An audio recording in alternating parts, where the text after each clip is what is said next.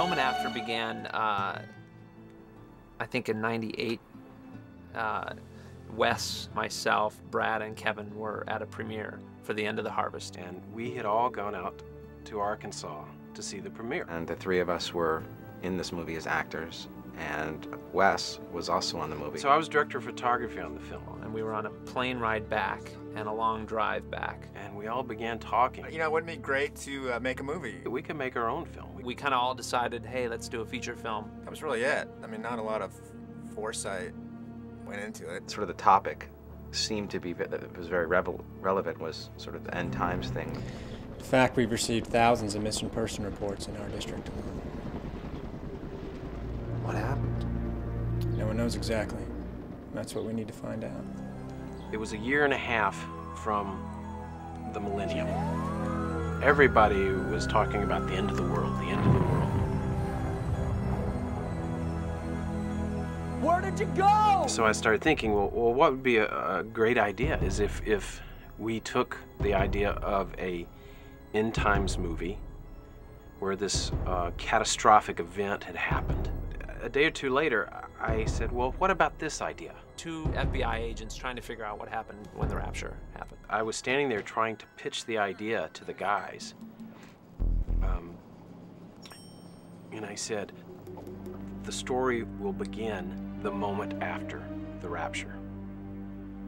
And Amanda said, there you go, there's the title, The Moment After.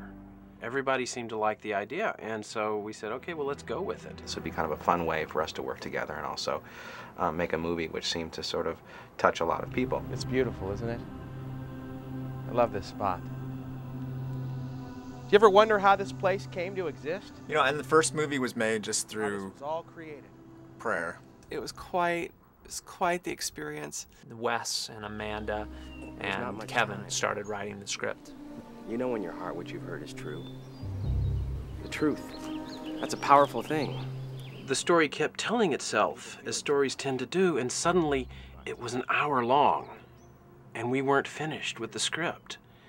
And suddenly we realized we have a feature. If you look back at the timeline and how the script was written in 3 months and how, you know, some funds were raised without really any of us having produced anything significant.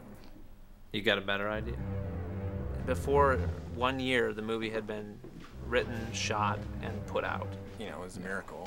I think if God had told me at that time, Wes, I want you to endeavor to make a feature for $90,000, I would have said, thanks, but no thanks, God. This is not an investigation, this is a mop-up. And the fact that people bought the first movie and enjoyed it and watched it to actually spawn or urge a sequel is even more incredible. There is no doubt. It's the beginning of the Great Tribulation.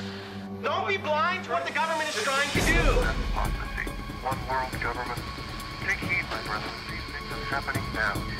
We must remain. We get letters all the time that people just love that movie and are encouraged by it. So we started, well, I guess 6 years later, something like that. We decided, hey, I mean, we've been kicking around the sequel for a long time. And so Kevin and I approached Wes and Amanda and said, you guys, you know, would you be interested in it? World surrender their now worthless paper money and economic autonomy to join Global Alliance.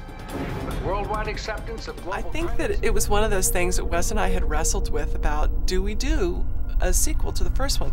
financial stability is being restored. Over the years, we had gotten encouragement from Kevin and Dave about, you know, well, what about number 2? You know, this is ripe for a sequel. We leave our characters kind of in an open-ended situation in the first film. It was just a formality today when the sentence of Adam Riley was upheld in court.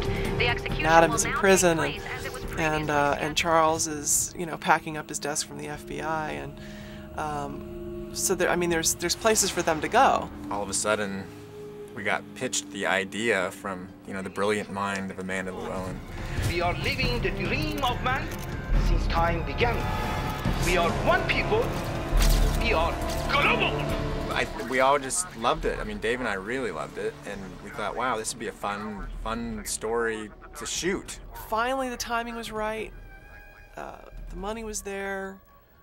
The window of opportunity was there. It just seemed right. It seemed the right timing. Everything seemed to come together, as it often does with God when it's His time, not ours. Thank you, Lord. Father, we praise you. Thank you, Jesus.